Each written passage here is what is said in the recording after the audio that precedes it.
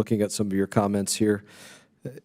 You said that you're not here to defend UNRWA, but you did also say in your comments that you are here to make the case that we should continue to support UNRWA. Kind of sounds to me a little bit like having your cake and eating it too. But I want to ask you a few questions about this. Do the Rohingya have an UNRWA?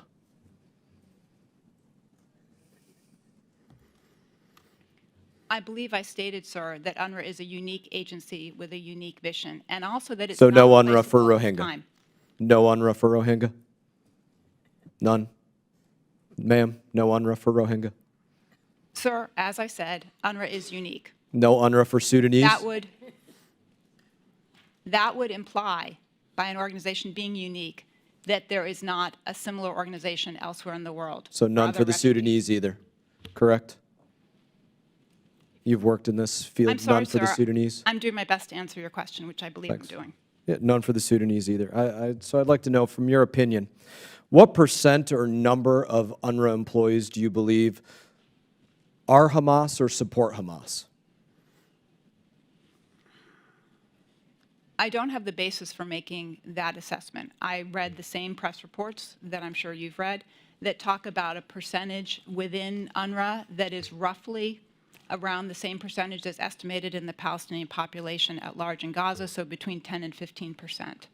Say that one. Your estimate is that between 10 and 15% of UNRWA employees, just to make sure I'm hearing you correctly, are possibly Hamas or supportive of Hamas or Palestinian Islamic Jihad or Al-Aqsa Martyrs Brigade or one of the terrorist organizations that exists in the Gaza Strip.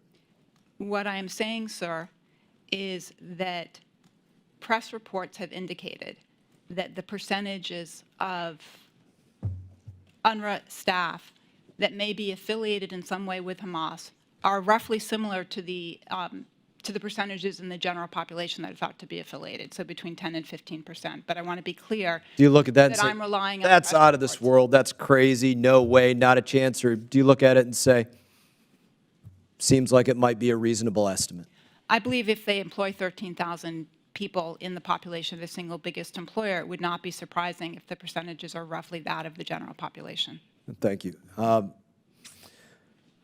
As you're here to make the case for continued support for UNRWA, per your statement, what would you need to see to say, this is a threshold, this has gone too far, there can no longer be support for UNRWA? Would it be if UNRWA fired 100 people? If they said 100 people, we have the evidence these individuals took part in the attack, would that to you reach the threshold of saying, all right, I'm no longer here to support UNRWA?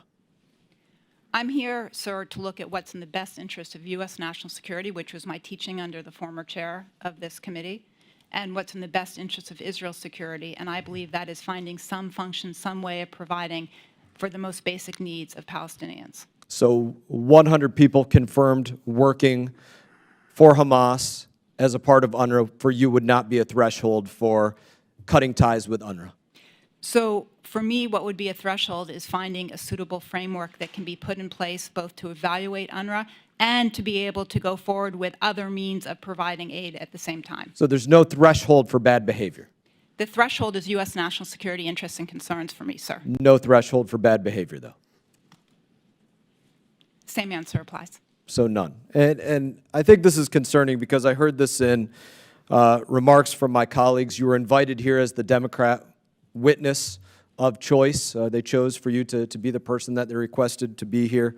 And again, in your remarks, you say that you're here to make the case for continued support of UNRWA. And I think this is what we're going to continue to see, very likely from the administration, is this case that there is no threshold for bad behavior. It doesn't matter if it's one individual that was a part of Hamas or one of these other terrorist organizations, or 100 that were a part of them that took part in the attacks, or there's 100 right now that are participating in holding hostages.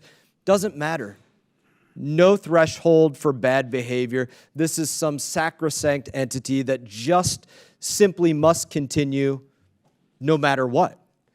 And that can't be the case that we have moving forward. I will not show support for that, especially, as I said in my opening statement, I think that we have a shell game going on from the administration right now where they're saying that they're cutting off the funding, pausing the funding for UNRWA, but in fact, they waited until just after they allowed tens of millions of dollars to be released to UNRWA, and then now they are saying they're going to pause funding for UNRWA. Absolute shell game, in my opinion.